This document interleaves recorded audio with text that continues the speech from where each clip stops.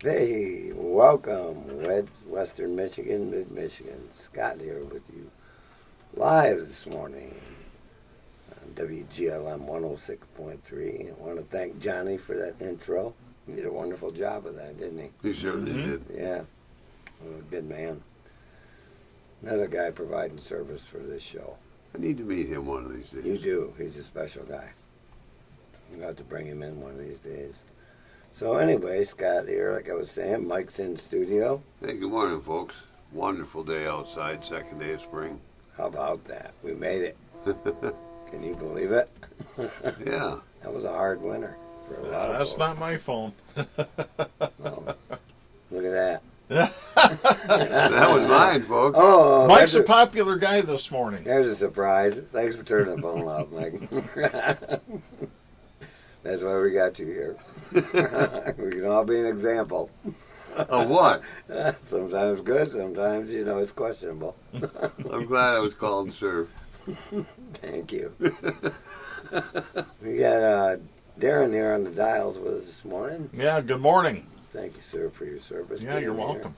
Being here again on a Sunday morning with us.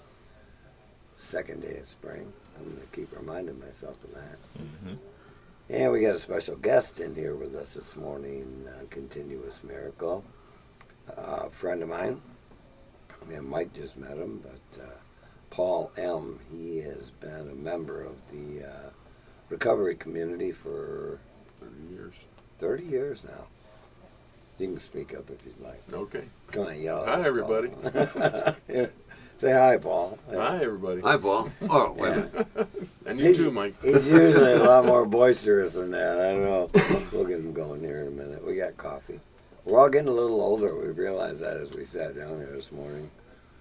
There was a bunch of cracking, and everyone looked at each other. Was that you? But one of the blessings getting sober, staying sober, and helping other folks achieve sobriety is we get to live a little longer. Who knew? It was questionable there for a bit. Yeah. Well, it's always questionable. That's why we do it a day at a time. But Paul, I've known Paul for the entire length of my own sobriety, which has been 22 years. And Paul was instrumental in my early recovery down at the North Club. I'd run across him on numerous occasions. He was a frequent flyer down there, much like myself. And he'd always throw his little tidbits at me, which I paid no attention to. But, he tried. and I got sober despite him. So. That's right. That's right. And here we are today. What a miracle, huh? Amen. What a miracle. So, Paul, I know a little bit about your story, but we got the audience here, and I know it's kind of extraordinary, and you put a lot of service and energy into the recovery community over the years, and we'll touch on that.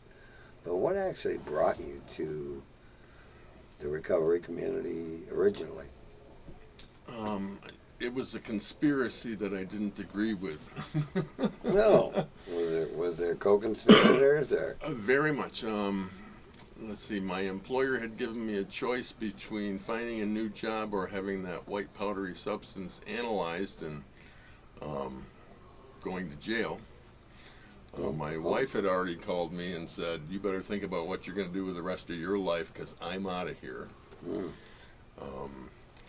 My dad, who had been in recovery for 18, 19 years, I found out that his sponsor was an active police officer on the Grand Rapids force. Inadvertently, or did he introduce himself? Inadvertently. Okay. My mom had been in Al-Anon for 20 years before Dad got to his first meeting. A 40-year vet. Yes. Okay. So I'm an adult child of an Al-Anon, as well as an adult child of an alcoholic. And you're still sitting here. And I am. I'm confused as always, but Well, it's understandable. so my plot, what actually got me to the rooms, was to show the police officer that he could tell his friends to leave me alone because I'm going to AA now. That's a great idea. Yeah, I thought that would work because Did it work? I had an angle. Well, he didn't always go to the same meeting, so when I'd miss a meeting, or I'd go to a meeting and he wasn't there, I know I'd have to go back to another one just to show him that I was there. This was his idea or yours? Mine. This is my secret plot. This is some of you're using. Oh, That's genius! right. This is genius. Okay, Absolutely. I didn't recognize it right off. This is managing the consequences of my life, or trying to. Right. Completely oblivious that God was bringing me to where I needed to be to get the help I wouldn't believe I needed from people that I didn't believe could give it to me. I can understand now why it was a conspiracy.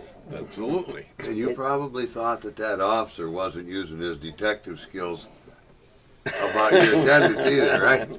Well, I discovered that they knew more than I thought they did when I was asked to go to a local bar to prove to the undercover cop that I didn't use. Oh, Because the undercover cop exercise. was coming to arrest me. And so I showed up at the bar and played pool and left the coat in the car because I wouldn't want to be obvious. more genius. Right, and wound up accusing him of trying to sell me cocaine. Another bright idea. And left in a huff. Yeah. The following day, I walked into my meeting and I went up to the police officer and said, I use, but I don't sell. And he said, I heard that about you.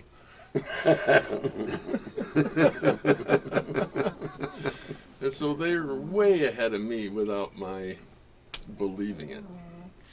See, because I'm the kind of guy who closes my eyes and tells myself that you can't see me because my eyes are closed. That's a special trait there.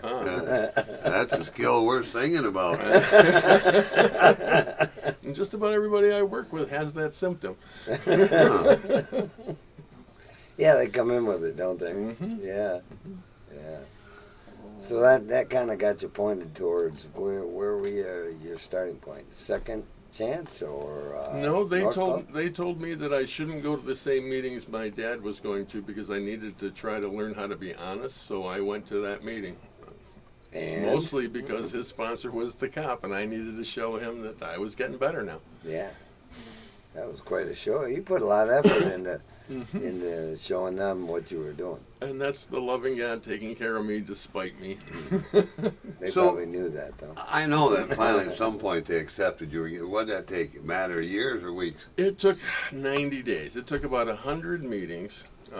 I would sit in room A at the North Club. I'd listen to those people talk about drinking. I'd get thirsty.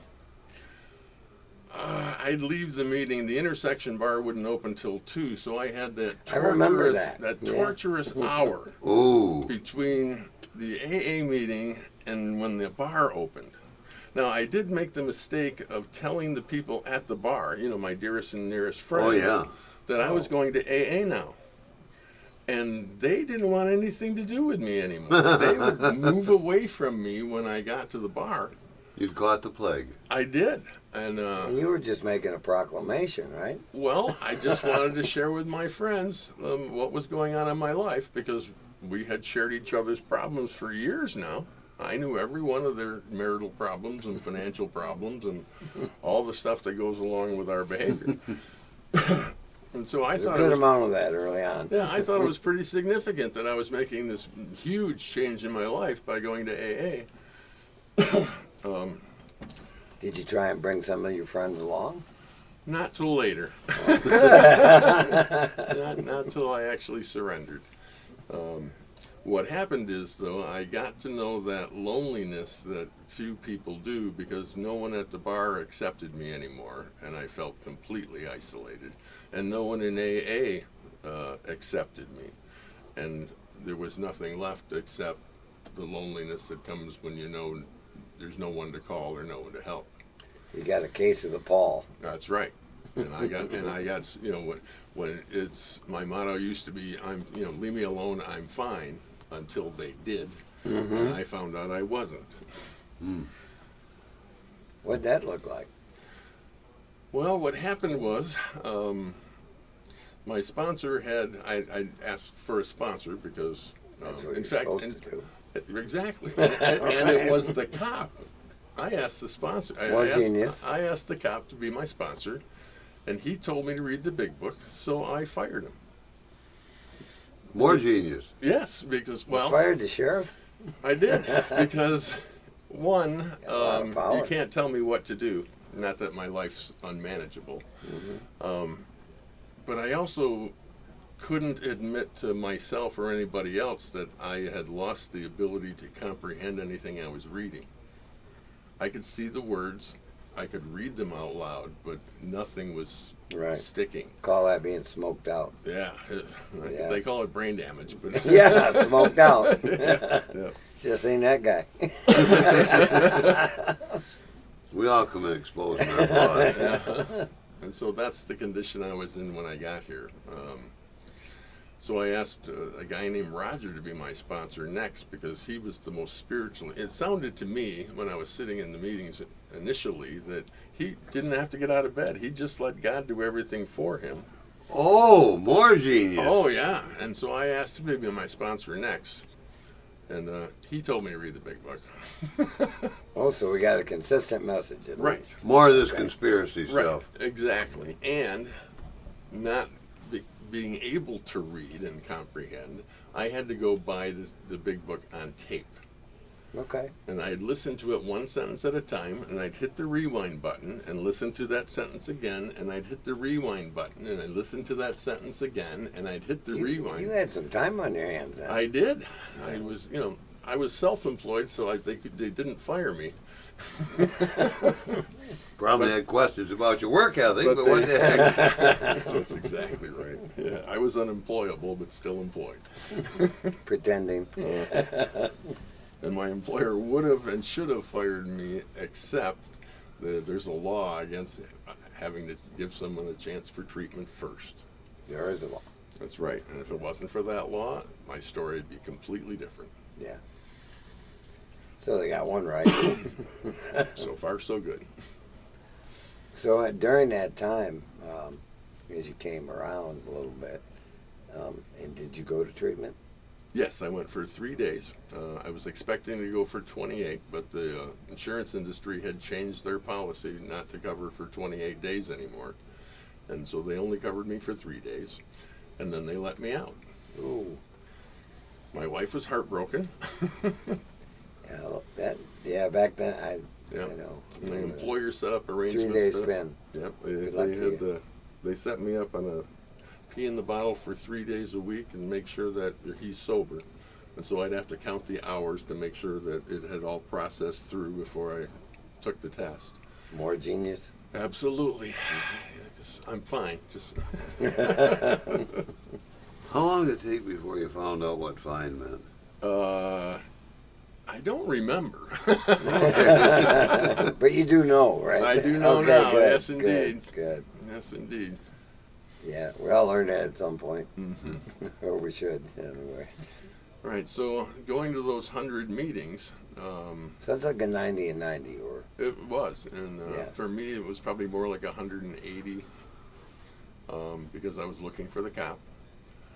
And eventually, I got to the place where I read the doctor's opinion, and in there, because of that doctor's opinion, I was able to accept my alcoholism. you're talking about the doctor's opinion in the big book. Yes. Okay, yeah. Yep. For the listening audience, yeah. Right. It's a small forward in the beginning of the book. Mhm. It's called the doctor's opinion, where how it explains that alcoholism is a disease, and then goes on to prove that to anyone's willing to read it. Mhm. So, And then the doctor who had worked with many of us over the years had observed that alcoholics are restless, irritable, and discontented until they get a drink. And I was able to recognize from my heart of hearts that I had been restless, irritable, and discontent all my life. I had always felt like I should be someplace else, doing something else with somebody else until I got there. And then the feeling never left. I just needed to be someplace else. So I never felt a part of. I never felt like I fit in. I just felt odd. Okay, and Uncomfortable. that anxiety. Now they've broken it down since the insurance company wouldn't cover the 28 days. They've broken this disease down to I don't know how many symptoms. Yeah. So which are covered by insurance, by the way. Well, and rightly so. I mean, they understand it better today Amen to than what that. they did 30 years ago. Amen. Yep, they do. 30 years ago, it's what's wrong with you? You know? So what happened is I was trying to do the people pleasing for my sponsor, and he had insisted that I do the fourth step. And so I got hidden away with my pad and my paper, and I had read the directions over and over and over again, and I had read the 12 and 12, 12 steps and 12 traditions book over and over and over again. And so I was going to do my fourth step. And I sat down in the basement on the couch, and I thought, okay, who am I angry with? And suddenly I wasn't angry with anybody. Isn't that amazing? I had completely forgiven every hurt in my entire life. Real progress, It huh? was. I was doing good. Was that because you wouldn't have to do anything, right? I don't know. My Keen. mind just went blank. Keen alcoholic mind. But we're going to come back here in a minute. Paul's going to talk a little bit more about this fourth step, and we'll continue our conversation. We want to thank you so much for being here with us on Continuous Miracle Radio, and thank you to our sponsors, the MAC, Randy's House, and Guiding Light, for all being part of the show. We're so grateful you are, too. Come on back right after these brief messages.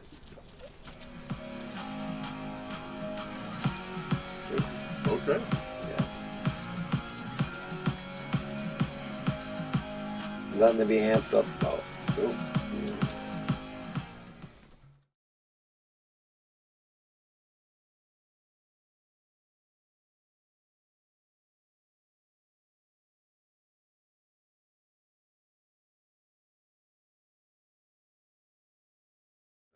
For me, hugely. It's important. Me too. Run a book study. Know what the Here direction we go.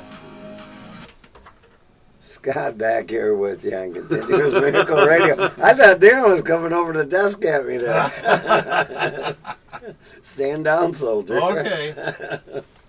Thank you for your exuberance. So we're having a little discussion here prior to you guys coming back in the show here with us. And Paul was talking a little bit about how his thinking wasn't real good in earlier. Oh, it was okay. It was Well, quite it was active. stellar for for being an active participant in his own disease. But but coming out of that is where we left off.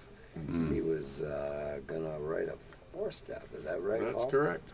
And it took no writing at all to do my resentment list. My fear list consisted of one word, that's coward, because I realized that the only thing that motivated me enough to take any action was the fear of consequence. Yeah. Well, that's a natural part of the condition when you're coming out of. Exactly. And the sex conduct nobody needed to know anything about. I was taking that to the grave. And so I was done with my fourth step, or at least my first attempt to do my fourth step, with one word written on the page, and that was coward. And then suddenly it occurred to me that the only people that really appreciated me at all were the people at the intersection bar who sitting at the stools. And so I thought it would behoove me, and it would be like the only decent thing to do, to at least formally say goodbye to them. Well, that seems reasonable. Right. And so I proceeded to get off the couch and get to the ATM and head on down to the intersection. And the thing I remember most about that night was being the only person left in the bar, sitting at the elbow of the bar, sobbing profusely and telling the bartender that he was never ever going to see me again. And he said to me, "You've said that 30 times now. You can go." I'll never forget that. You're trying to make a I point. mean, the guy that I'd been supporting for all of those years throws me out. That's just Sent you right down the road. undescribable rejection. So I got home that night, and it occurred to me on the way home that if my wife hadn't been so damn responsible, I could have been all right.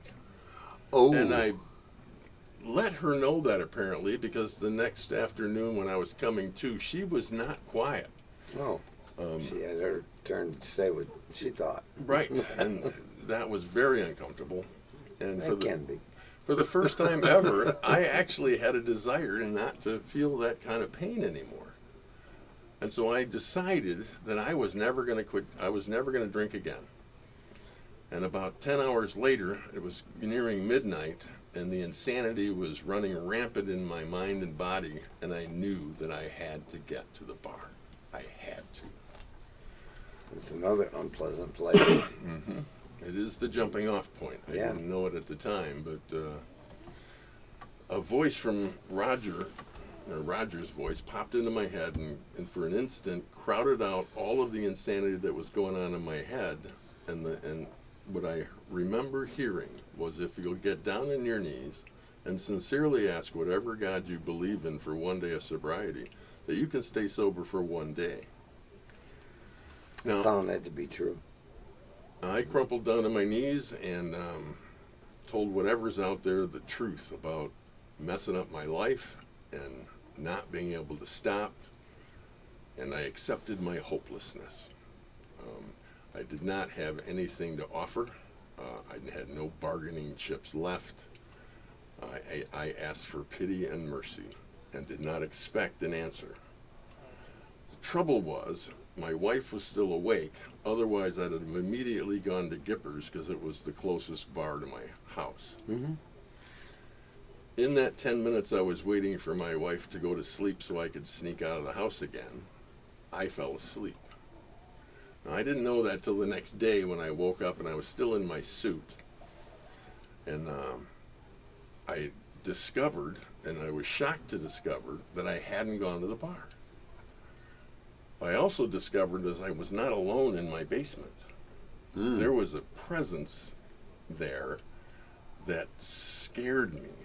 And I came off the couch and immediately got down on my knees and said, "Will you please be really slow with me? And will you please be really loud? Because I don't know how to do this." That's a surrender.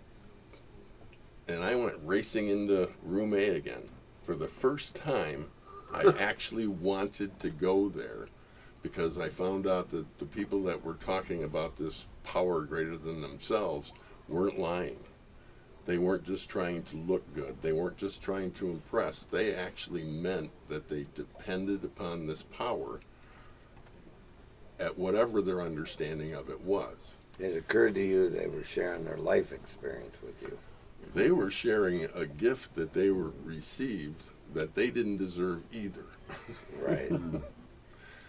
And so I ran into room A that day, and I ran up to Roger, and I had no idea how to explain what had just happened to me. And I ran up to him and I said, "This AA's okay." Now, having listened to me and smelled me between every time I walked into a meeting, he turned about 4 shades of purple.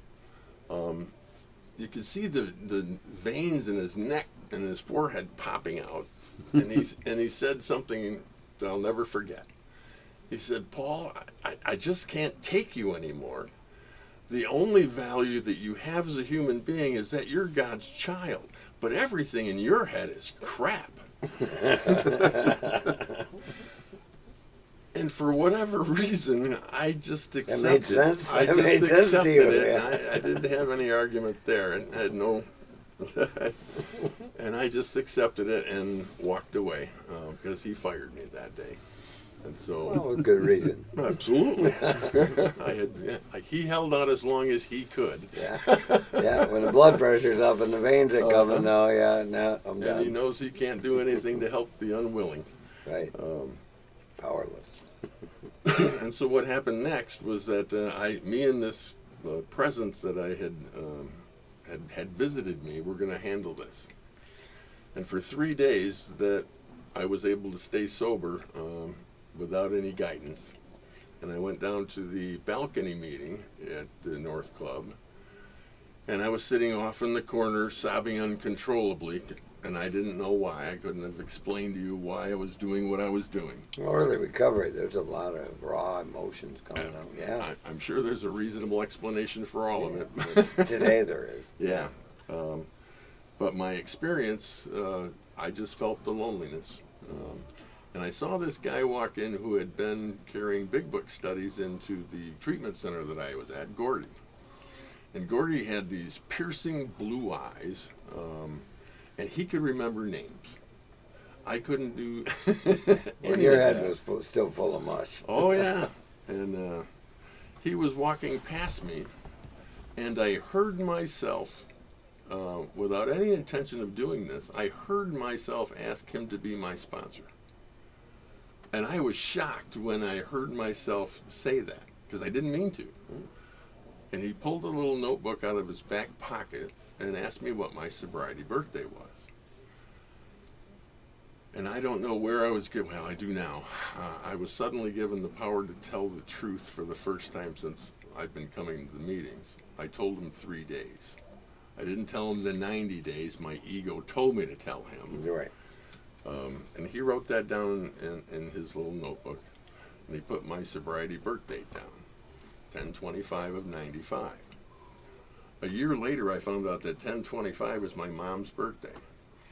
And so I have a suspicion that somebody prayed me in here, despite my conclusion that it was conspiracy. Well, you had some assistance. Mm-hmm. Yeah. Amen to that.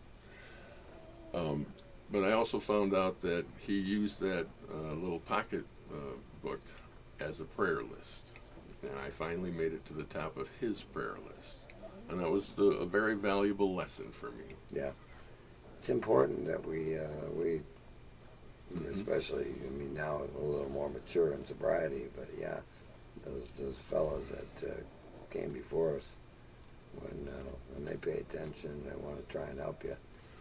Mm-hmm. Probably us better off be listening than being a conspiracy theorist. Amen to Trying that. to figure out what not to do. Mm-hmm. Well, I had looked ahead on the steps, and I saw step 9 was making amends, so I thought I better be nice to my wife. So I scheduled a trip to Florida to take her, to get her out, to give her at least some vacation. And my sponsor, Gordy, told me that I couldn't go to Florida unless I got my 4th and 5th step done. Because he had never seen anybody who had done a sincere 4th and 5th step, who got down on their knees in the morning and asked God for a day of sobriety, who had ever had to pick up a drink again. And for whatever reason, I just accepted that I couldn't go to Florida unless I had these things done. And You had a good idea? well, Start somewhere. Somebody did. That presence was making an impact. And so the next time I tried to get my 4-step done, I went back down and I asked the old timers around the club, how do you do your 4th step? Because nothing would come to me. And the first guy was Gordy. I asked him how to do it, and he said, well, why don't you find out why you're a liar? Now, why don't you find out why you're a thief? Now, why don't you find out why you cheat?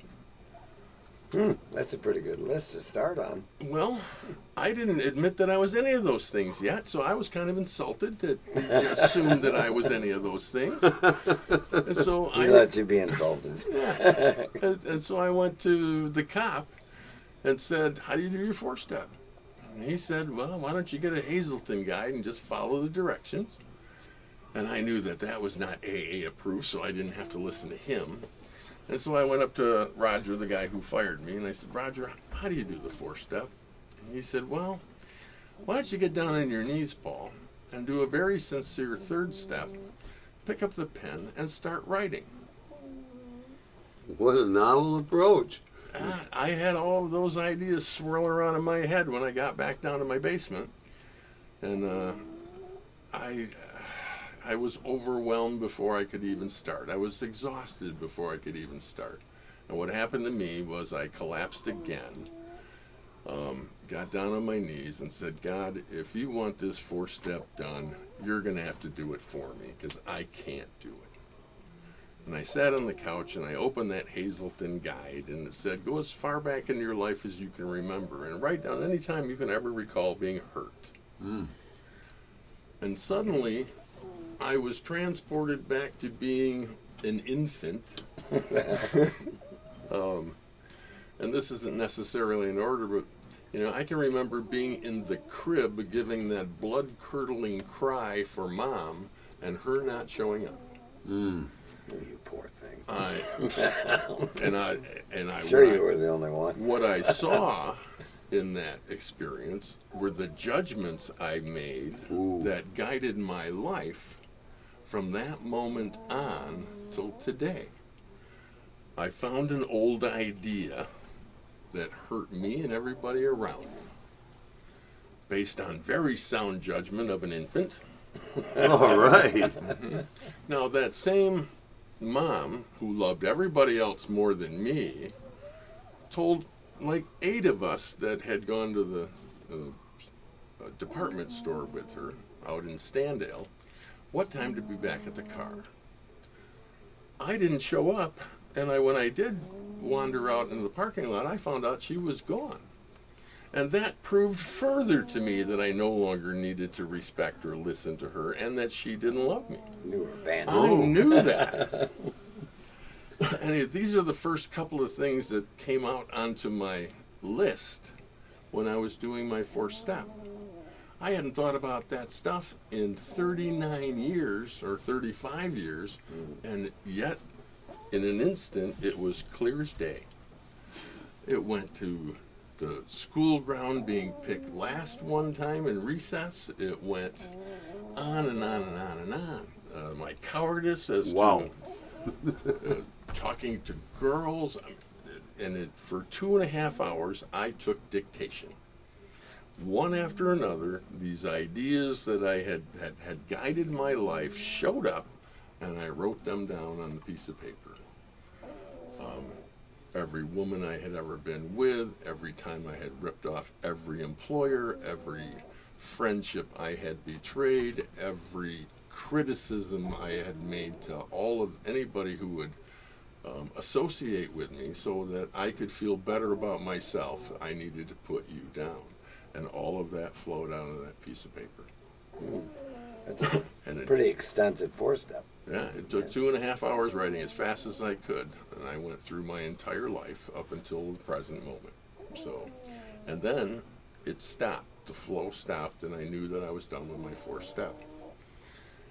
From that moment on, for the next 2 weeks, I prayed as hard as I could to trust God enough to tell Gordy the truth about what I had discovered in that 4th step. And we got together, and it took 5.5 hours for me to expel all of that stuff I had carried with me. And Gordy made it so easy, because every time I'd tell him the next worst thing, he would one-up me. Oh. And he made it possible for me to get to all of those things that I was going to carry to the grave with me. Sure. The things you had to expel so you could become more whole. Amen to that. And that's really the simple process of the 4th and 5th step.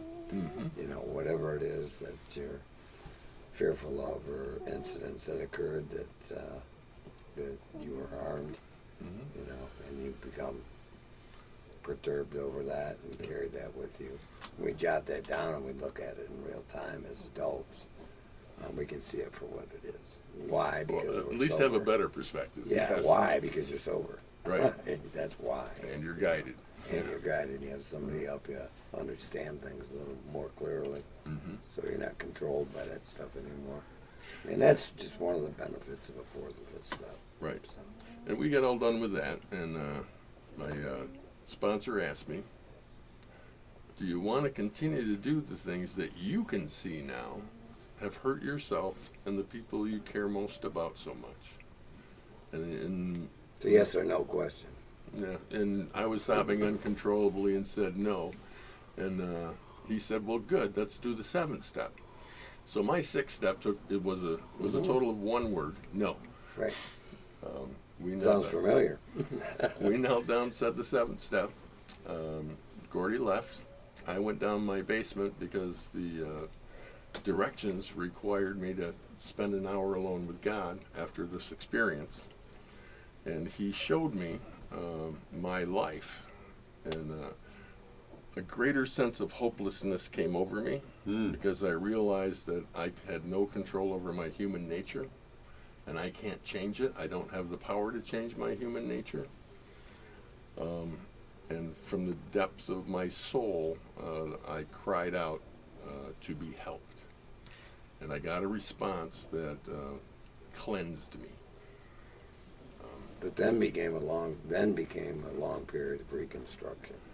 Amen to that. But what it brought was an enthusiasm to do it. Yeah, some hope.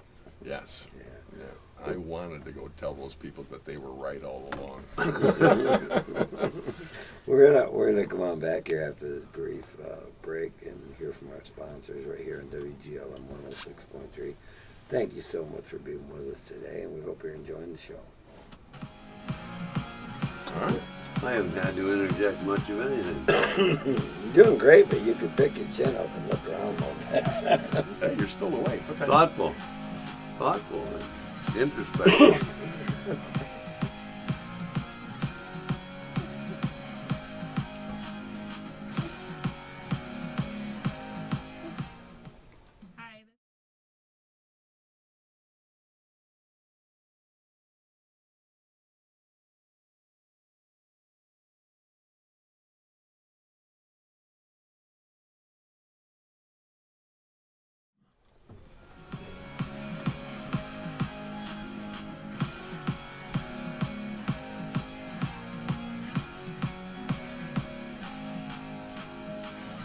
Scott back with you here on Continuous Miracle Radio. So glad you're here. Talking with Paul and Mike about his experience through the steps and what he's actually been able to do after coming through the steps, and his 30 years of service to the recovery community since then. 30 years of service is an astronomical amount of hours, energy, resources to invest in complete strangers, friends you hadn't met yet. I know there's been a good many of them along the way. So as you were coming through that 7th step, and I'm sure you had to get to doing some amends right quickly, because it's where the reconstruction of our lives takes place. And it's a long process. It's not an overnight matter. Right. For me, when I got done with my 5th step, Gordy handed me my list. All of the names that he had written down while we were doing my 5th step, he had already listed all of the things that I had to do to set things right. First and foremost, tell the truth when it wouldn't hurt someone. You know, my wife discovered that I was $129,000 in debt at 29.9%. Not a good day.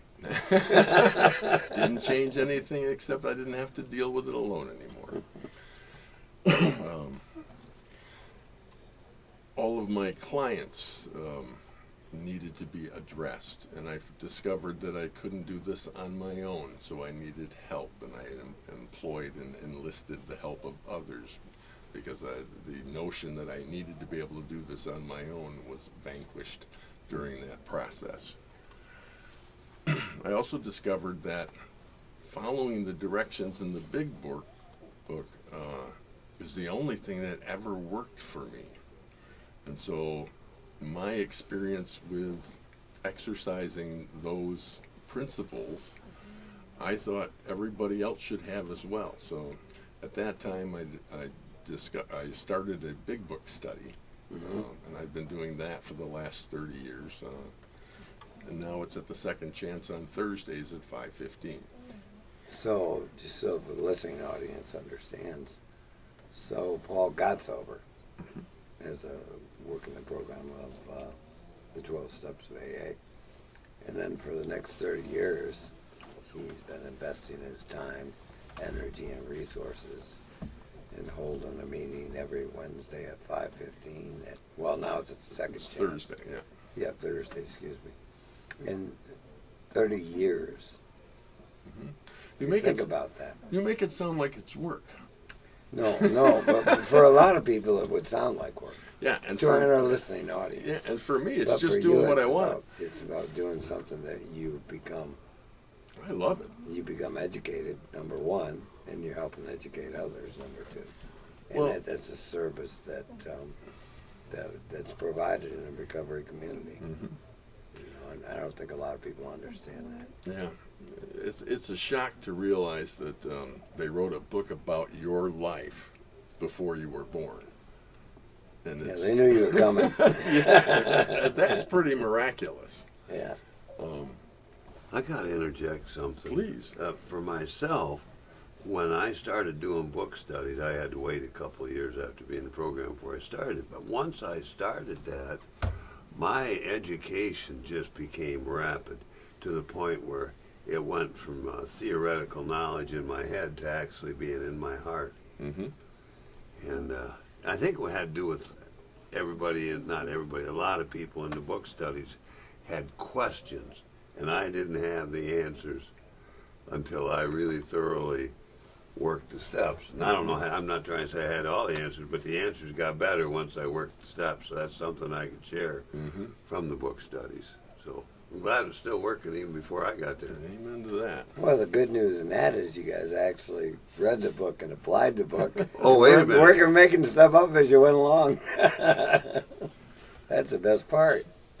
Well, I got to tell you the consequences of not following the directions. Oh, they're built in. The consequences are, once you become aware, Uh-huh. the consequences are built in.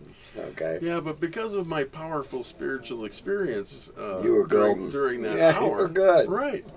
I took that Not so trip much. I took that trip to Florida with my wife, and I rented a convertible and brought my golf clubs, and my golf clubs came in this this big coffin-like looking container to. Because they're real important. Yeah, and so this little convertible only had enough room for the golf clubs in the front seat. So my wife sat in the back seat, and I drove the car. And Is this more your genius? this is Stellar. and this is in recovery. All right, yeah. And so for the first 3 or 4 days, I was doing good. I was doing my readings. I was praying on my knees every morning, and that knot inside my gut kept getting tighter and tighter and tighter, and I got grumpy. Ooh. And people started bothering me because I'm pretty much spending all my time with my wife. It was her fault.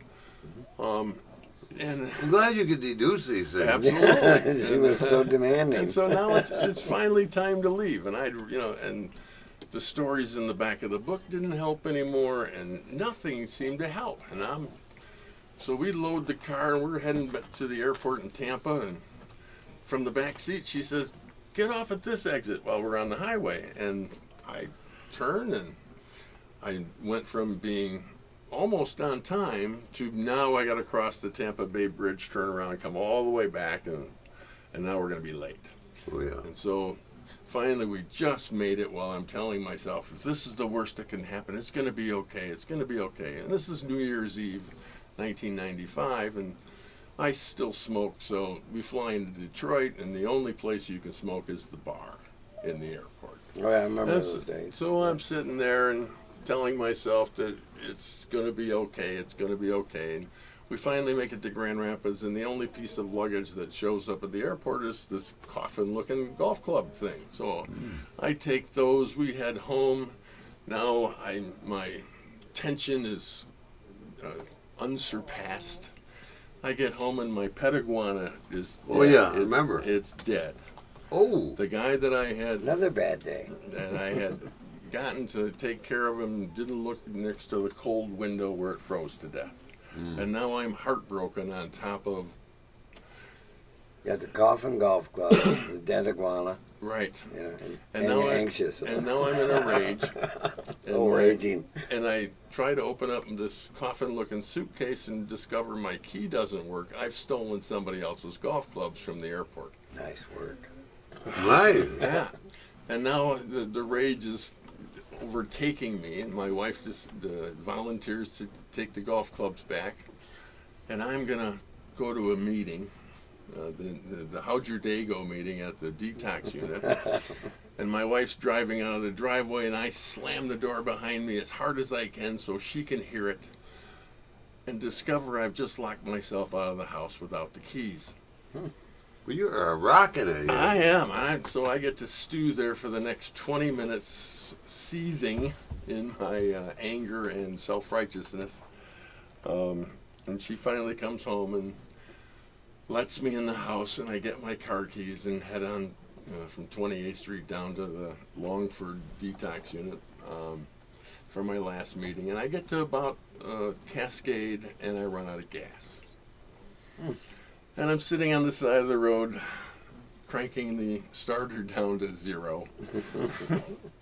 And finally, I fall This is all forward. sober, right? That's absolutely. Just This wanna is verify. This is happy, joyous, and free.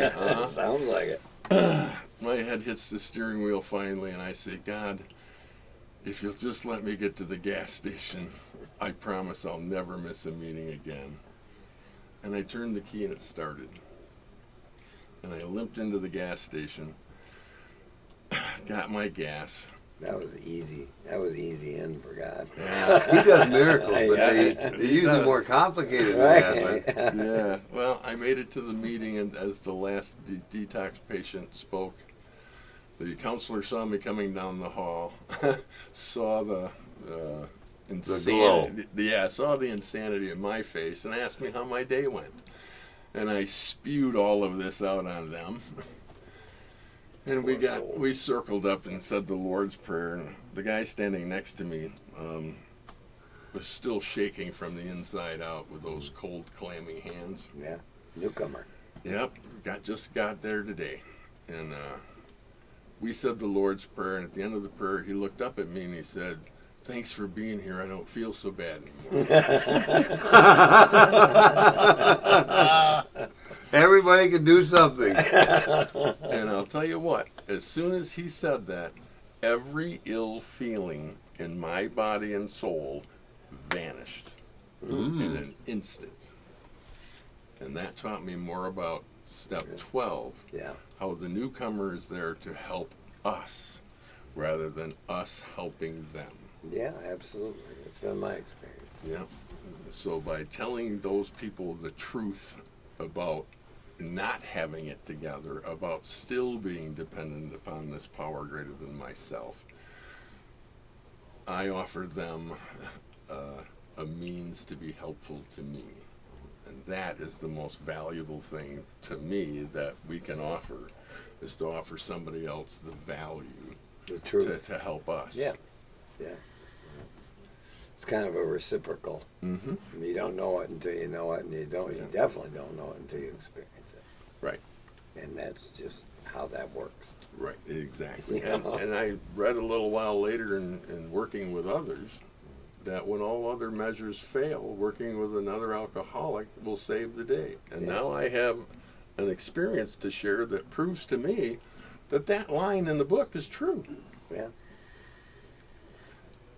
Amazing the book find itself be true for you. Mm-hmm. That had to change things between your ears. It did.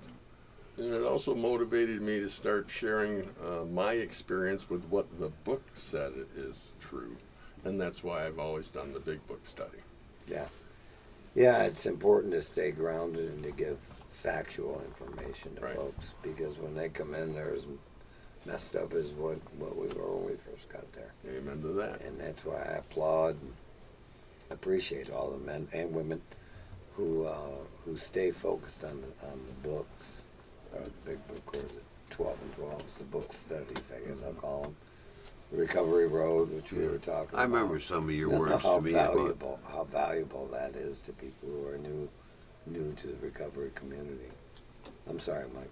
No, how important it was to to share that. You pointed that out to me Yeah. early on. Yeah.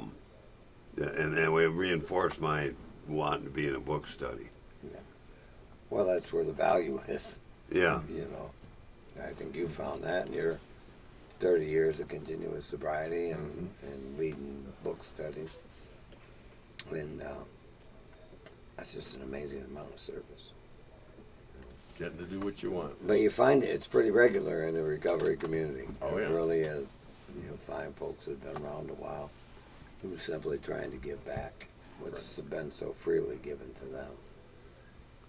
And when that happens, it encourages them. One big circle. Amen to that. One big circle. Go ahead, Mike. I was just going to ask, did you ever serve as a GSR in that time, or? I tried to. Gordy, my last sponsor, was very much into service. He took me to area meetings and district meetings. They didn't rub me the right way. Okay. I became very judgmental of the people in charge there. It seemed to me that they were using service instead of the steps. Again, very judgmental on my part. But I discovered my gift was working with other people rather than I was a GSR for my home group and the Tuesday night men's stag. That I did for a couple of years. But my gift was working with others. Yeah, the service structure is in place for a reason. The people who are in the service structure operate it We all have gifts. in a way that tries to benefit the majority of the people. I completely understand that. One of my gifts was similar to what you said. I help educate or elucidate these things to people. Right. And I have a way with words at times. I can do other things, but that's where I seem to Sometimes make you got away with the wrong words. But you still got away with the words. It's funny though, the people that God brings to us just hear what they need to hear despite what we say. Yes, sir. When they can hear it. Amen to that. Yep. Yeah. That's the truth.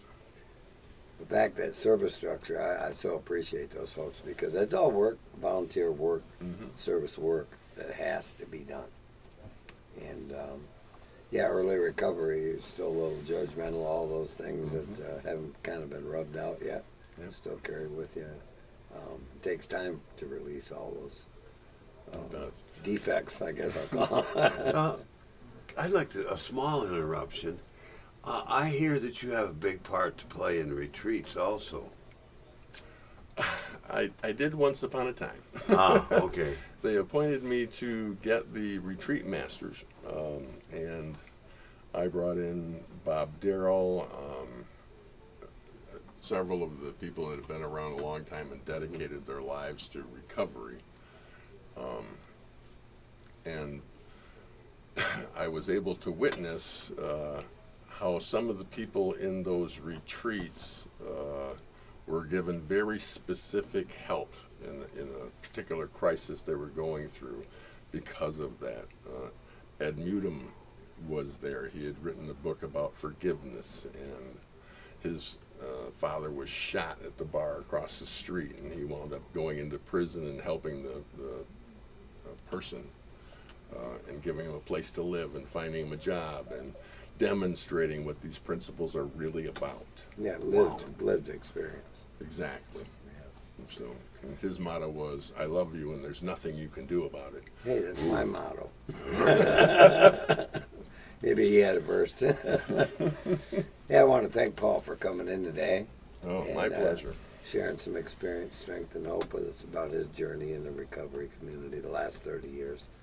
And we may have you back for another show, actually, and we'll talk about a little bit about what's happened with your recovery and how many people you've impacted within the recovery community over the years. So, Mike, got anything before we go here? Oh, no, I learned a great deal today. I've got nothing heavy to drop in there. All right. Well, thank you so much for being here with us on Continuous Miracle Radio. Catch us on Facebook, YouTube, and Spotify. Come on back next week. Always a pleasure to be with you. Hope you enjoyed today's show. Thanks, Paul. Okay, Wonderful. I appreciate it. Yeah, it didn't hurt. Tell my stories. Yeah, it doesn't hurt.